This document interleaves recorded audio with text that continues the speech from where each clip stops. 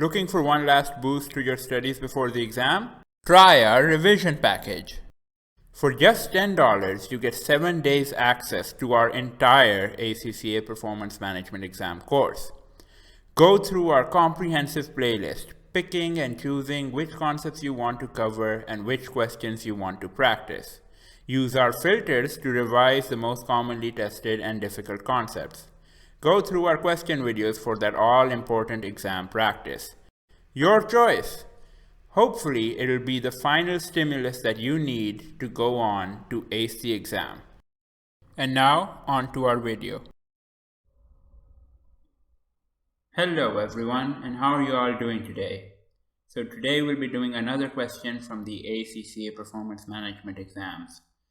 The question we're doing today is from the March-July 2020 past paper, and the reason it's July 2020 is obviously because of COVID. They weren't able to have the exam during the month of June, and they were able to have the exam in some locations in July. That's why this is July 2020. It doesn't mean that they've changed the schedule. The question we're doing today is on the topic of sales variances, like the sales mix variance and the sales quantity variance. There was a similar question like this in the June 2014 exam a while back called VALECO, and this question you'll see is very similar to that. But sales variances is another important topic which is commonly tested in the exam, so it's good to practice more questions on it. So without any further ado, let's start with the requirement. So the requirement says part A, calculate the following total variances for clear cause lens treatment. And for 4 marks, the sales mix contribution variance. So they've told us that we need to use the contribution per unit rather than the profit per unit by the variance name. And 2, the sales quantity contribution variance, both for 4 marks each, so 8 marks in total. And since both these calculations go hand in hand and are usually done collectively, we'll just do part A in one go for the total 8 marks. And when they say total variances, they mean don't split it up by product. But the fact of the matter is the mix and quantity variances generally are collective, and the mix and yield variances on the material side as well. They are meaningless if you look at them for individual materials or individual products. They must be looked at collectively anyway. And as we know, the calculation is done collectively as well. So since this is just asking for the calculation, we don't really need to go through the case scenario per se, because the numbers are given down here directly. We'll just start off straight with our calculation. So this is scenario 1, and we're going to be doing part A, both parts 1 and 2. And we can make this column bold and keep it to the side. So for our sales variances, we covered this in our videos, that we have a specific table format which we can use to perform the calculations very easily. And in that format, we start with, let's just label what we're going to be using. So we'll have actual numbers, we'll be using A for actual, and we'll be using S for standard or budgeted numbers, the shorthands. So it's better to just mention what they are. Q will be used for quantity, and we can mention in units so that there is no confusion. M will be our mix, and in this case contribution, so C will be our contribution. Now that we have these shorthands out of the way, let's make our table. So there's 3 separate sections. The first one is the actual quantity as per the actual mix and standard contribution. Then we have the actual quantity as per the standard mix and standard contribution. Let's just zoom out a bit.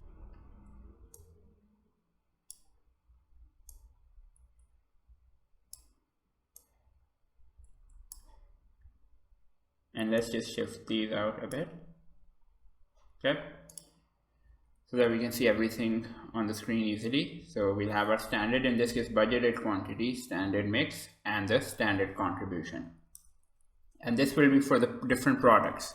So we can see there's lens treatment, there's RLE and ICL. And it mentions here there are two types: refractive lens exchange and implantable contact lenses. Let's just use RLE and ICL for the two different variations of the product. Let's just format this a bit so that it's more presentable. Okay, so the actual quantity will just be the actual units which we'll take from the data here. So for RLE, number of treatments is the number of units. So let's change that. In quantity, we can mention that this is in terms of treatments, and for RLE the actual number is 4130, and for ICL the actual number is 960. So we will need the total of both of these, so let's just add them up as well, and we can mention that these are totals. And let's make these bold as well. Okay, and this is as per the actual mix, so we just take it directly as is, multiplied by the standard contribution per unit. So we'll take this number and multiply this by the standard contribution per unit. For RLE, the standard or budgeted amount is 3000 selling price and variable cost of 600. So contribution is 3000 minus the variable cost of 600 of 2400. And likewise for ICL, it'll be 3650 minus 1150. Please be careful, don't accidentally take the actual numbers over here. Given that these columns are right next to each other, it's easy to make that mistake. And this will result in, we can add these two up as well to get our first total number 1. Let's make this the accounting format.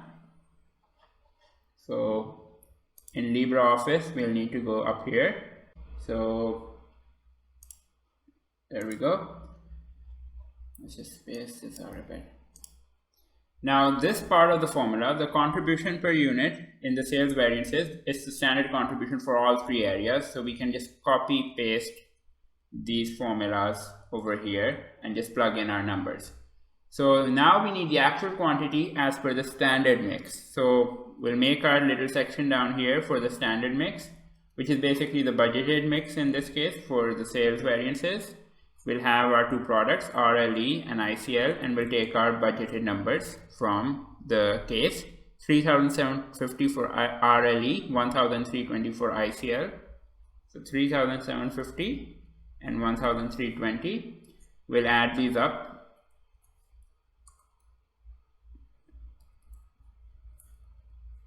We'll add these up to get 5070. This is our total. We can make this bold, and we'll find the corresponding percentages for these to get the proportion. So 3750 over 5070 and 1320 over 5070. And we'll format this as a percentage. So 73.96 and 26.04%. Then we will take the total actual quantity that we input for both the products, or not input rather, that we sold, and we will multiply this by the corresponding percentages to find out how many units of each we should have sold if we had stuck to the standard mix. So that will give us these numbers, and once again these will still add up to the 5090 we have over here. And since we've already copied the formula, our numbers are automatically plugged in here. Finally, the standard quantity is basically our budgeted quantity. We can take that directly from down here. And just like that, let's just stretch it out. We have our totals. Now we can plug these in to find our final variances. So we have the sales mix variance, and we have the sales volume variance. Let's make these bold.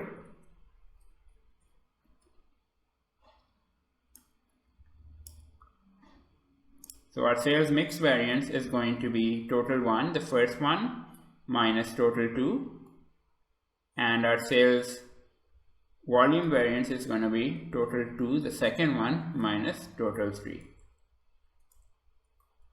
So we have around 36,520 adverse sales mix variance and 48,520 favorable volume variance, or 521 because of 0.71.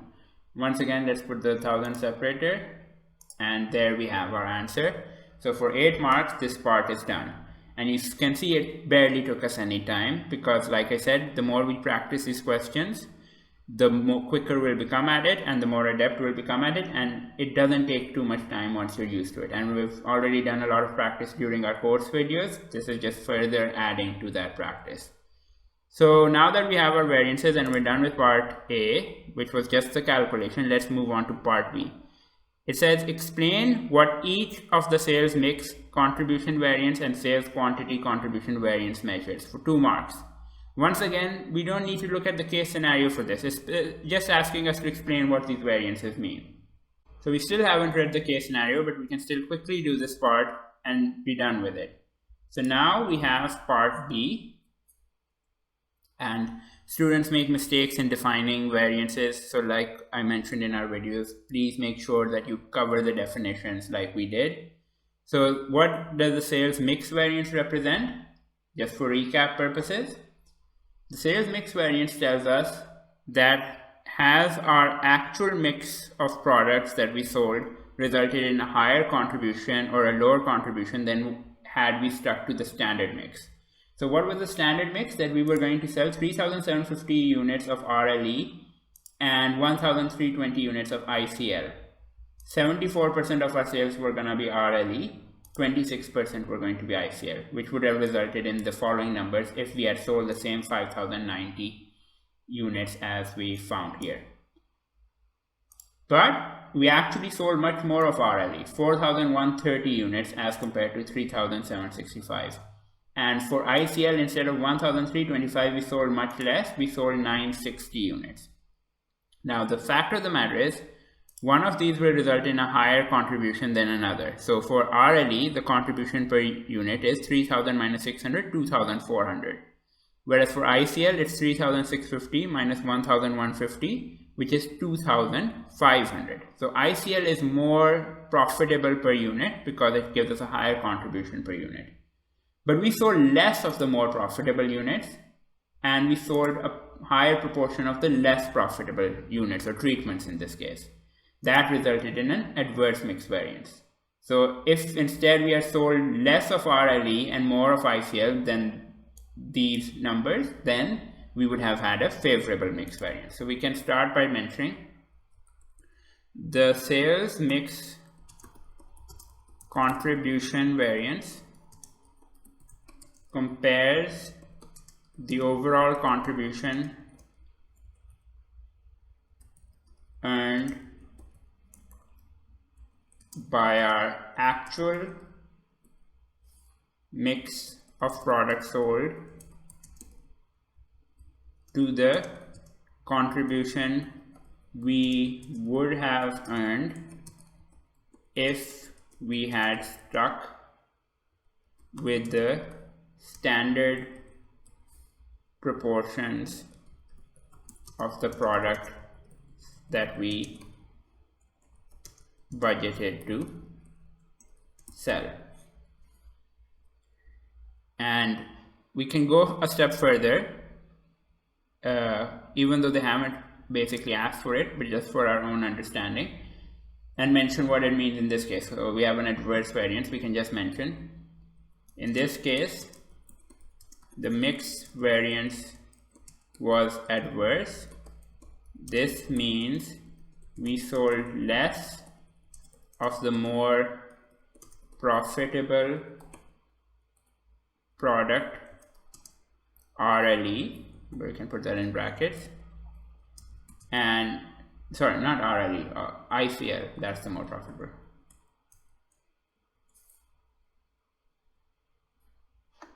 Well, technically we sold a lower proportion. Let's correct that. We sold a lower proportion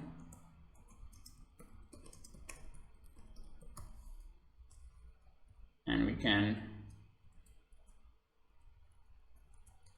Let's take this to the next line.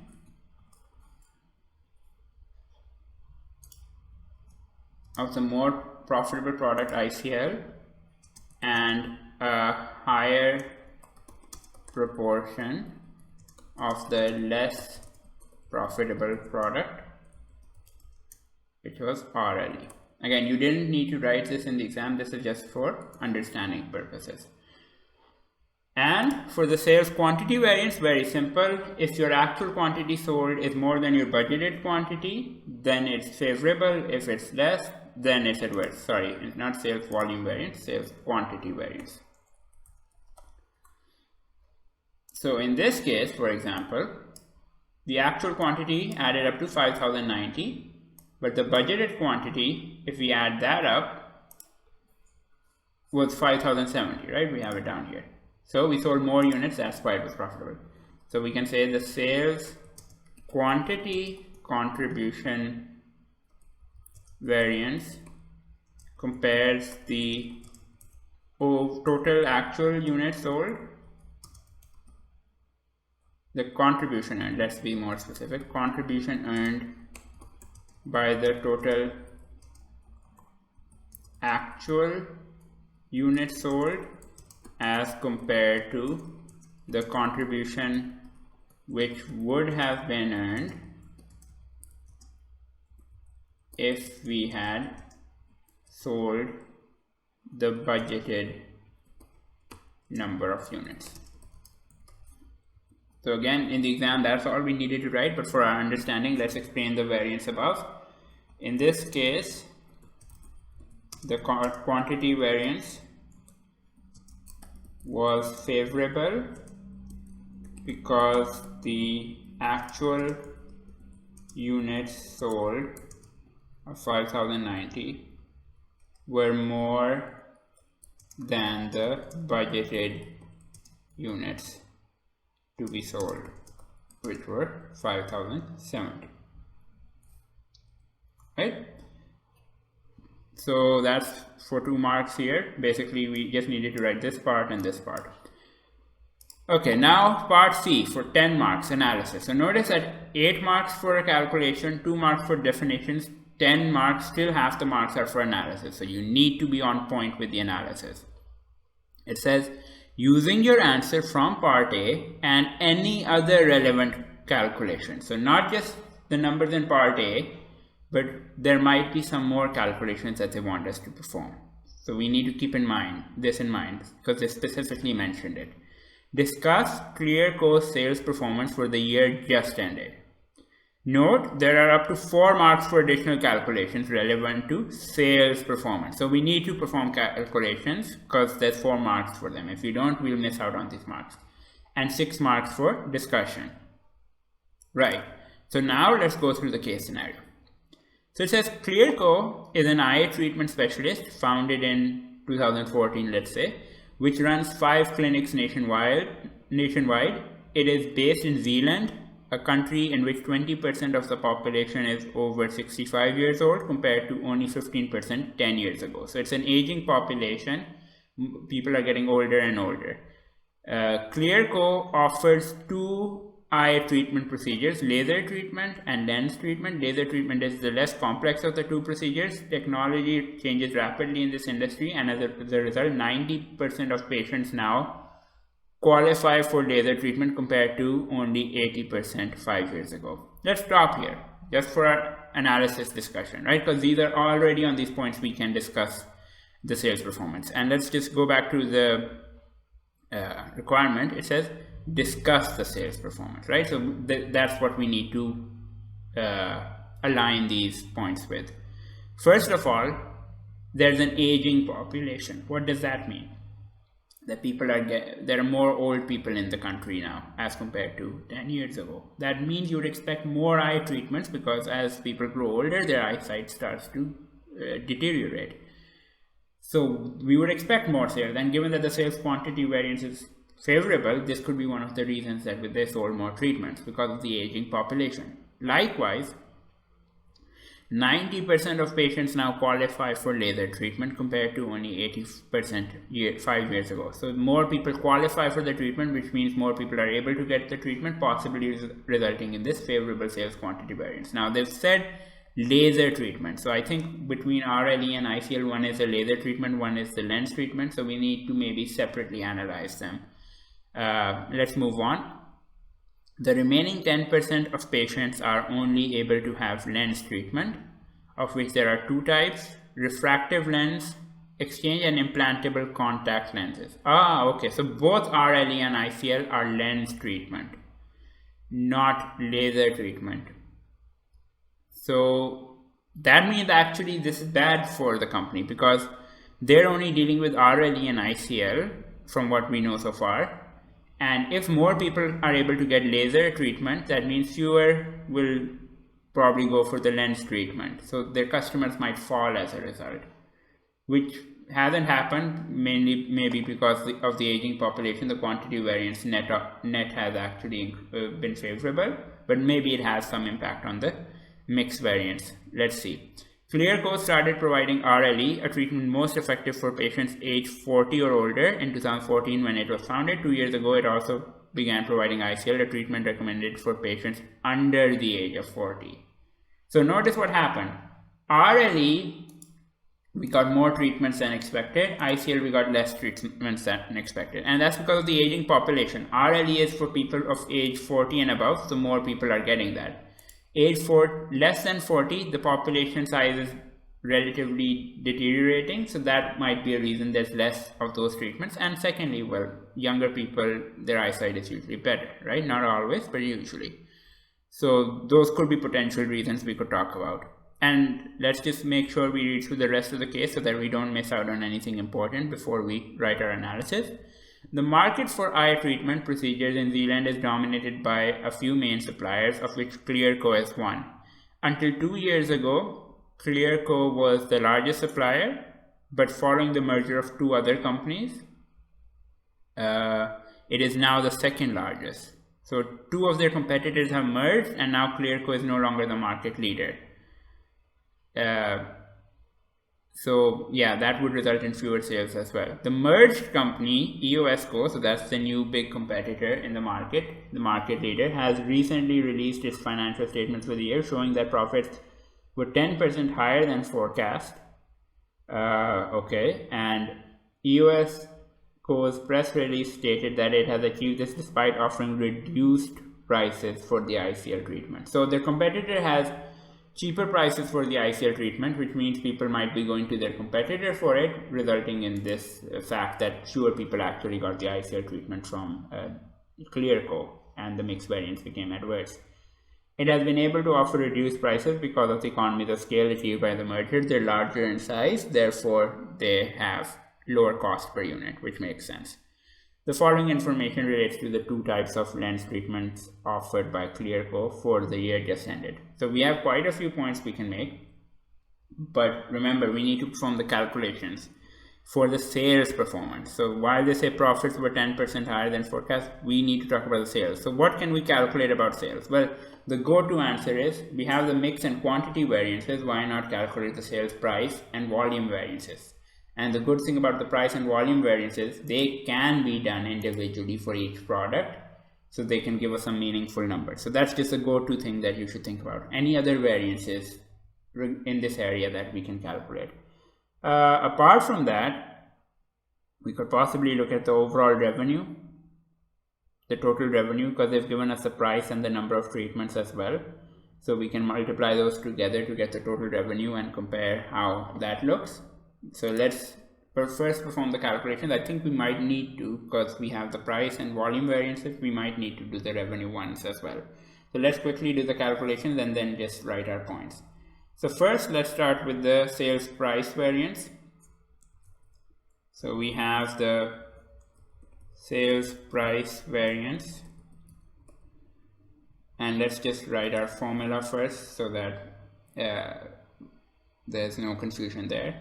So this is based on the actual, we already mentioned A, so actual price minus the budgeted price, or S price in this case, we've already mentioned that above, so we don't need to mention that again, into the standard contribution, into the actual number of units, right? Actual units sold. And we'll have the sales volume variance down below. Sales volume variance, which is going to be equal to the actual units sold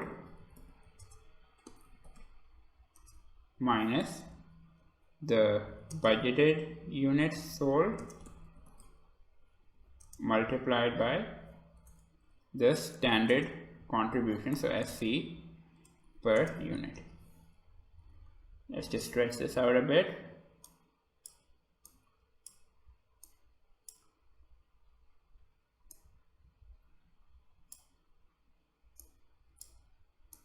Okay. So we have the sales price variance for RLE, or rather, if we're going to format it like this, let's just edit this directly. So we'll have the sales price variance for RLE, and by the same token we'll have it for ICL as well. So let's just copy this down below.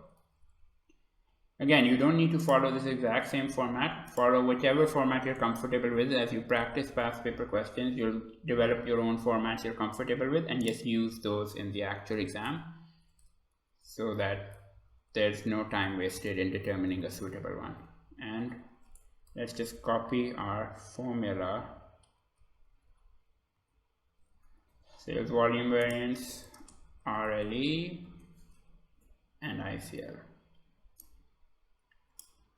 So yes, this is taking a bit of time, but that's okay. After that, we just have to plug in the numbers, which will not take too much time. So RLE and ICL. Okay, so what was the actual price for RLE? 2,900, and the standard price was, or budgeted price was, 3,000. So our actual units sold were 4,130. So 413,000 adverse. And for ICL, the actual price was 3,400. Budgeted price was 3,650, and the actual number of units sold were 960. So our variance was 240,000 adverse. So both the sales price variances are adverse. That's not good, because it indicates that the overall sales price variance is adverse as well. So we can include that as well. So sales price variance total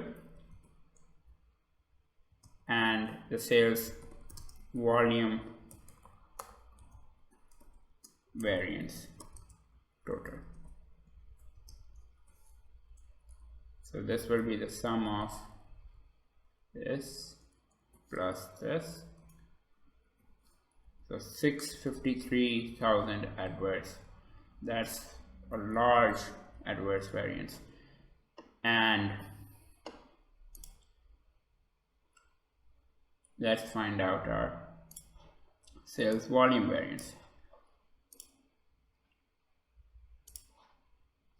So the actual units sold for RLE were 4,130, the budgeted units were 3,750, and the contribution per unit was 3,000, standard contribution minus 600.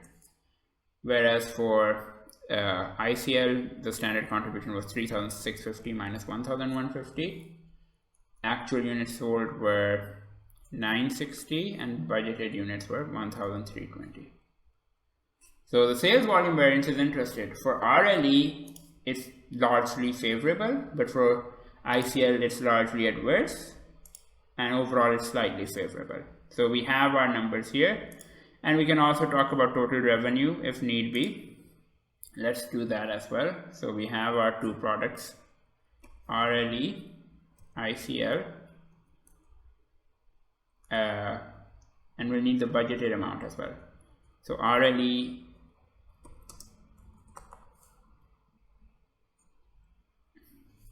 ICL actual revenue, budgeted revenue, and the variance between these two, because remember, variance analysis is also simply the difference between the balance of any two numbers. So we've already put in most of our numbers here. For RLE, it will simply be the actual price per treatment multiplied by the actual units sold.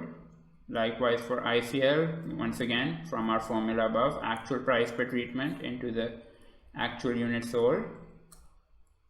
And budgeted revenue would be the budgeted standard price 3000 into the budgeted units sold. Notice we have all the numbers up there, so we're just linking these together rather than having to type them over and over again, and that's the way we should do it. Don't type them over and over again. There's a chance you'll make a typo, and we'll find the variance between these two amounts.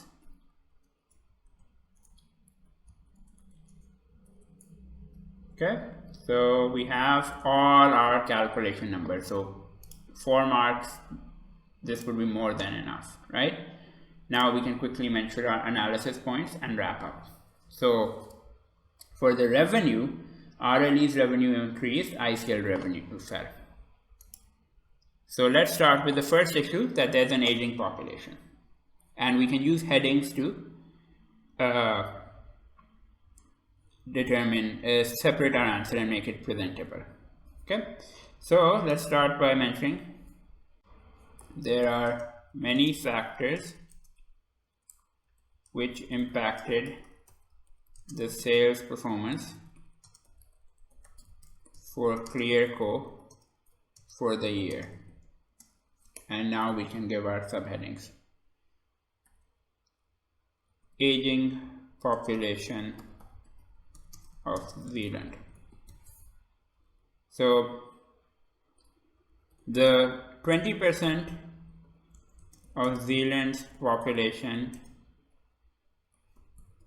is now over 65 years old as compared to only 15% 10 years ago. Older people generally experience more problems with their eyesight. So therefore,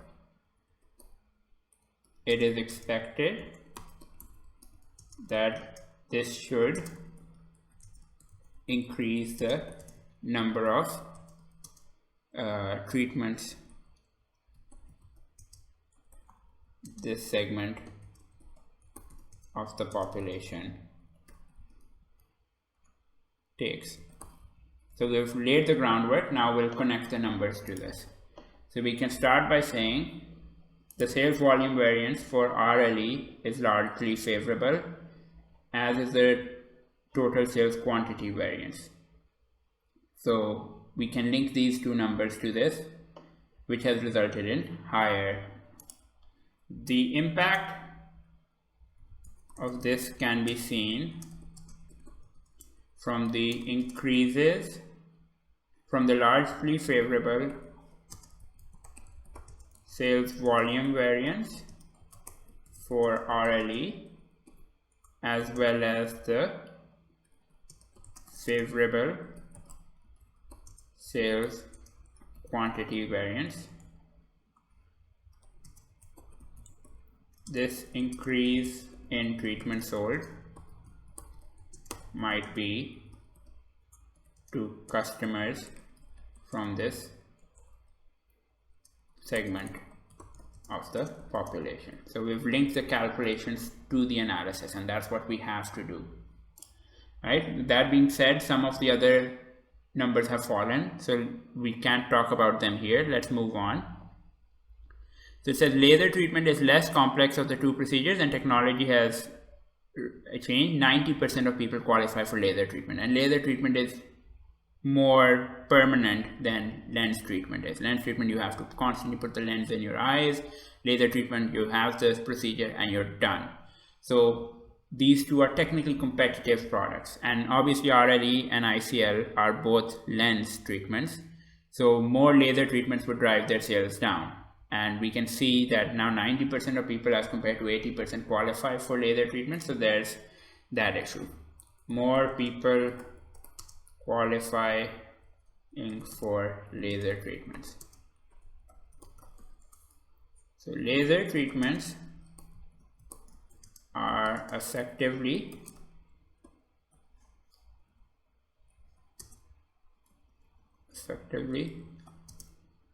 alternatives to lens treatments due to improvements in technology. More people qualify for laser treatments now. This could potentially result in a decrease in demand for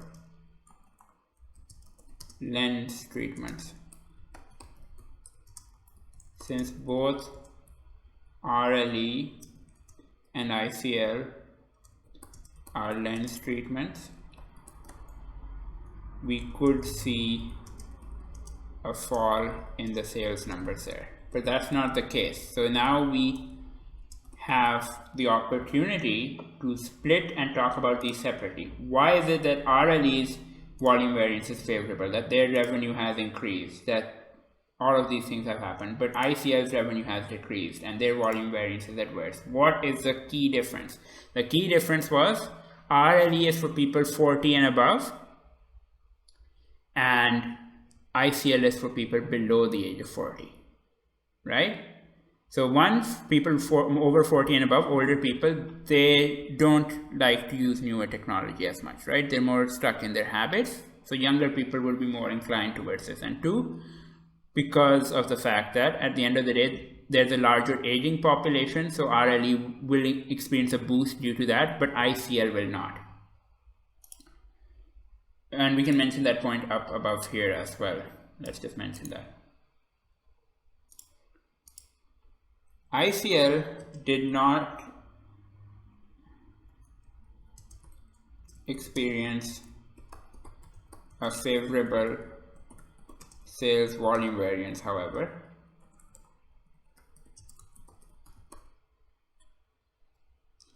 This is likely due to the fact that the treatment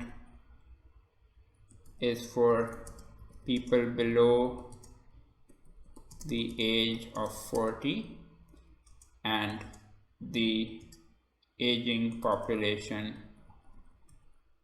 does not help in that regard, right? So we've made a separate point up there, and now we can move down here. So we'll talk about them one by one. First of all, RLE is for people age 40 and above. Older people are usually averse to changes in technology, so it is possible that they might still not go for laser treatment despite the improved technology. Given that RLE sales numbers, sales revenue and volume variance are good, this might be one of the contributing factors, right? On the other hand, ICL caters to younger people below the age of 40. These people will be more inclined towards newer technology and more likely to opt for the laser treatments.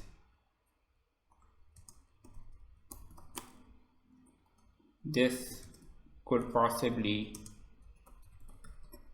so we don't say this is a reason, we'll say could possibly be one of the reasons for the adverse sales volume variance for ICL, as well as the sales revenue numbers being below budget expectations. Okay. Now technically we need 6 marks for the analysis. We've got quite a few points here and we're over time, so in the exam we should stop here and move on. But since we need to practice analysis, let's just continue on and talk about the competitor as well, because we should make a point about that. So quickly make a point and move on. Ideally, that's the situation, right? So there's a new competitor who's a market leader and they reduce the prices for ICL treatments. So new market leader charging lower prices for ICL. The new market leader EOS Co is able to charge lower prices for the ICL treatment. This would obviously drive away customers from Clearco, and we can see a negative impact on the sales numbers and variances of ICL, right?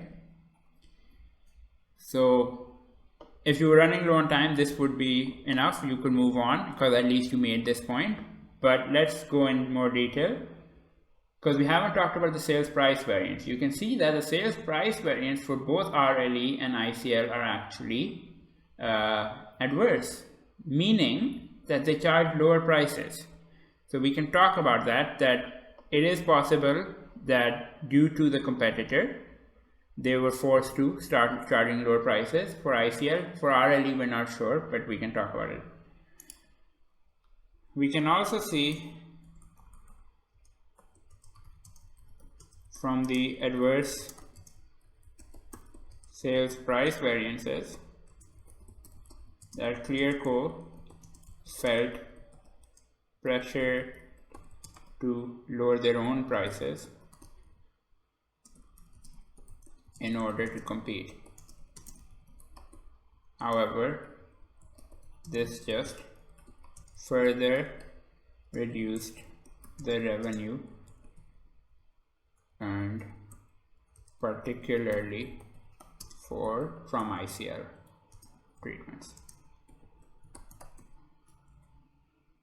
Right? And we've talked about pretty much all the numbers here, but there's one last number we can talk about, the mix variance. This also means the mix variance was adverse, because remember, ICL was a more profitable product and less of it was purchased as compared to what we expected. The reason being there's a competitor.